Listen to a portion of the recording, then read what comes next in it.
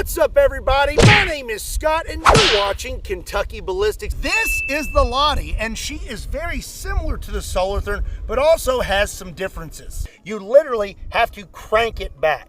The Solarthern utilizes a chain, but the Lahti has a gear system. You just push this in, and then crank it about 2 times, and then you send it home, and you're ready to go. The Solarthern and the Lahti have the same taste in ammo, and that is 20 by 138B. This is a Barrett mag, and this is the Lahti mag. Both hold 10 rounds, but one is 50 BMG and the other is 20 millimeter. All right, first shot, here we go.